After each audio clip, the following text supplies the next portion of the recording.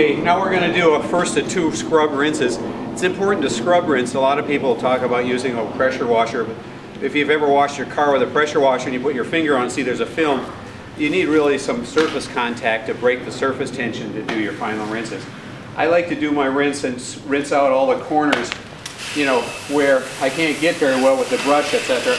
I'm going to go all the way around, rinse everything towards the center. We're going to scrub it all, suck it up.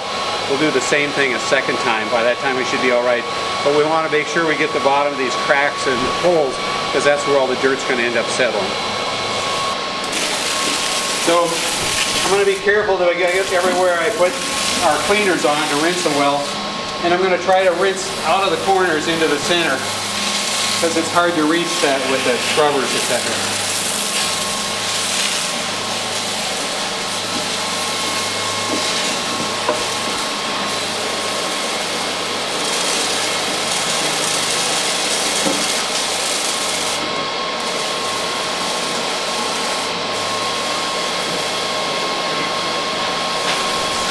So the reason we do a scrub rinse, we just cover this all with water, we rinse it to the inside. But you can see when you use a scrubber, it comes right up. Where we just hit it with water, it doesn't look soapy at all. But when we scrub it, it reaches into the pores and pulls that up. Now it's pretty soapy now. We're going to go around with our edges as well and brush it. Then we're going to suck all this up, and we're going to do it a second time. And we'll have suds that second time as well. It just won't be as much. The object here is to get the chemical action to stop. We've got chemicals in the floor.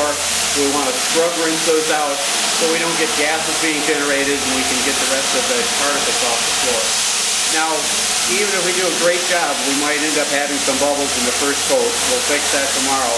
But if we do a poor job, we're more likely to have bubbles and imperfections than if we do a scrub rinse.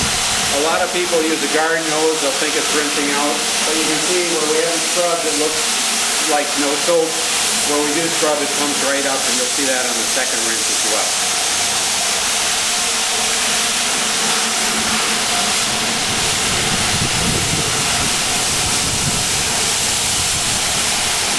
Now I'm also going to walk, and I'm going to use my scraper again in case I spot anything.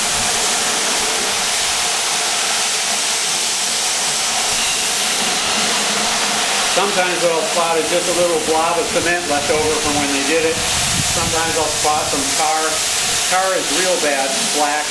And if we get our Durall on it, it'll dissolve it, and we'll get a little black oily spot. So we want to make sure that's gone.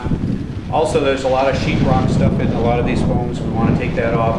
Gum, you know, gum doesn't dissolve in any detergent, so you really have to knock it off. Now, once we knock those off, if it still doesn't come off, we're probably safe to adhere to it, but I do try to get all the tar off if I can.